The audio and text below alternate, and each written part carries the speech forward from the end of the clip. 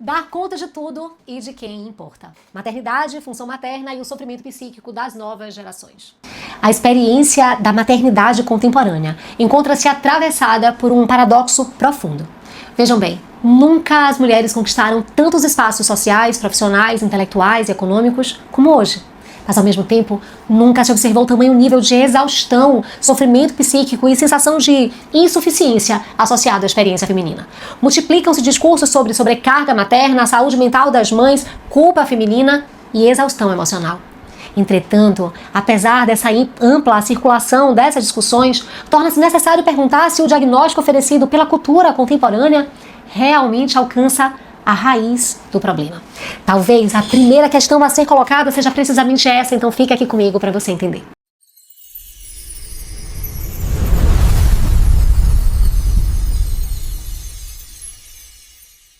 A sobrecarga vivida pelas mulheres decorre necessariamente da maternidade ou da tentativa de sustentar simultaneamente múltiplas exigências contemporâneas sem uma organização prévia e estrutural da vida para o nascimento dos filhos? A mulher contemporânea, ela ocupa inúmeros lugares. Ela trabalha, empreende, produz, lidera, cuida da aparência, sustenta as relações afetivas, ela mantém vida social, desenvolve autonomia financeira, busca a realização pessoal. Essas conquistas são legítimas e importantes. Negar a relevância histórica do avanço feminino seria ignorar séculos de restrição da presença da mulher no espaço público e intelectual. No entanto, é precisamente esse aumento exponencial de possibilidades que produz um dos maiores impasses da experiência contemporânea: a tentativa de sustentar tudo simultaneamente. A exaustão feminina ela é real, o cansaço é real, a sensação de nunca conseguir fazer tudo suficientemente bem também é real. Existe uma cobrança social permanente pela alta performance feminina. Ser competente profissionalmente, ser emocionalmente disponível, fisicamente bonita, produtiva, interessante, saudável, realizada afetivamente e ainda plenamente presente na maternidade. Ufa! O problema, contudo, talvez esteja no modo como essa exaustão tem sido nomeada. Ao se falar em sobrecarga materna, frequentemente produz-se uma inversão muito grave. A maternidade passa a ocupar o lugar de origem do peso, quando muitas vezes ela apenas foi inserida dentro de uma vida que já se encontrava excessivamente carregada. A questão central não é necessariamente o filho, entende? Mas a ausência de organização estrutural após a sua chegada.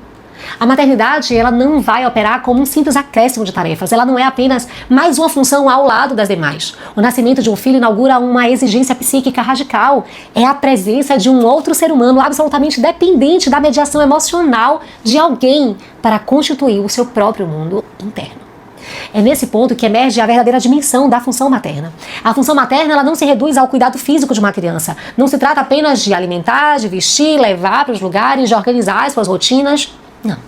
A função materna consiste primordialmente na tradução do mundo psíquico e infantil. A criança, ela sente antes de compreender, ela sofre antes de conseguir nomear, ela se angustia antes de entender aquilo que ela experimenta internamente. Inicialmente, ela não possui recursos simbólicos suficientes para organizar sozinha as suas experiências emocionais. Gente, então, traduzir o mundo psíquico de alguém, isso é muito forte. A mãe, então, ela é responsável por oferecer contorno, sentido, mediação e organização emocional ao seu filho. Nesse processo, a presença materna ela adquire uma dimensão que é estrutural. A mãe não ocupa apenas um lugar afetivo, de amor, de colo, de dengo, ela ocupa inicialmente o próprio lugar de mundo para aquela criança. É através do olhar materno, da voz, do contato corporal, da previsibilidade emocional, da capacidade de continência psíquica, que a criança começa gradualmente a construir sua própria organização subjetiva. Por essa razão, a maternidade sempre exigiu muito. A gente não é verdadeiro afirmar que as mulheres contemporâneas desconheciam, elas não sabiam das demandas envolvidas em criar filhos. Todas viram mães sendo mães, viram avós, tias, mulheres sustentando famílias, criando crianças, atravessando renúncias e reorganizando suas próprias vidas. Além disso, todos nós somos filhos, portanto participamos diretamente dessa dinâmica familiar. A gente sabe que é difícil. A questão não parece residir em ignorar o peso da maternidade, mas em tentar acomodar essa experiência dentro de um modelo de vida frequentemente incompatível com as necessidades psíquicas infantis. Isso se torna ainda mais evidente quando se discute a divisão igualitária entre pais e mães. Evidentemente, a participação paterna ela é indispensável, ela é desejável, ela é profundamente necessária. A transformação da figura paterna nos dias de hoje representa um avanço importantíssimo. Muitas tarefas podem e devem ser compartilhadas, contudo, igualdade não significa identidade absoluta de função. A experiência da gestação, da amamentação, do vínculo corporal primário, da relação inicial entre mãe e bebê possui especificidades psíquicas incontornáveis. Um sujeito que viveu 9 meses dentro do corpo de uma mulher, que encontrou naquele corpo alimento, calor, regulação e a própria sobrevivência, estabelece uma vinculação inicial de intensidade singular. Esse vínculo não desaparece posteriormente sem que haja consequências graves. Isso não significa afirmar que apenas mães podem amar ou cuidar adequadamente das crianças. Tampouco implica negar a relevância paterna. Significa reconhecer que a função materna ocupa, especialmente nos primeiros anos de vida de um ser humano, um lugar estruturante, um lugar que é muito específico na constituição emocional. É precisamente por isso que a ausência materna produz efeitos tão profundos. Enquanto outras funções sociais são substituíveis, a função materna não é. Uma empresa substitui seus funcionários facilmente. A academia coloca outro aluno no lugar rapidamente. O mercado, ele reorganiza as ausências continuamente. No entanto, gente, para uma criança que está em constituição psíquica, a mãe ocupa um lugar insubstituível de organização emocional. Quando essa função falha de maneira significativa, a criança frequentemente expressa essa ausência por meio de sintomas emocionais e comportamentais. Quais são esses sintomas? Alguns deles: irritabilidade, agressividade, vazio, dependência excessiva das pessoas, das telas, ansiedade, dificuldade relacional, tédio constante, desorganização emocional, sofrimento psíquico, suicídio. E tudo isso não pode ser analisado apenas como um fenômeno individual, isolado. Eles precisam ser compreendidos também à luz das transformações profundas na estrutura familiar contemporânea e nas dificuldades crescentes de sustentação emocional da infância. Os dados atuais da psiquiatria, da psicologia, da neurociência apontam para um crescimento sem precedentes do sofrimento psíquico infantil e adolescente. Nunca houve, gente, tantos índices de ansiedade, depressão, sensação de vazio, isolamento emocional, fragilidade psíquica entre crianças e adolescentes. Evidentemente, tais fenômenos possuem múltiplas causas sociais, tecnológicas, culturais, eu sei.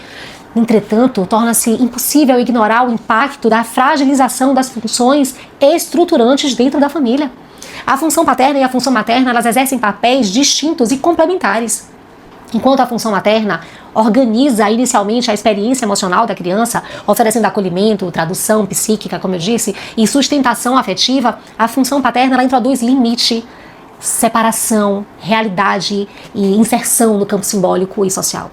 Ambas são fundamentais, contudo as falhas maternas precoces frequentemente atingem níveis muito mais profundos da própria constituição subjetiva infantil. E aí, gente, dessa forma, a gente vê que o sofrimento contemporâneo da mulher, ela não pode ser reduzido simplesmente à maternidade.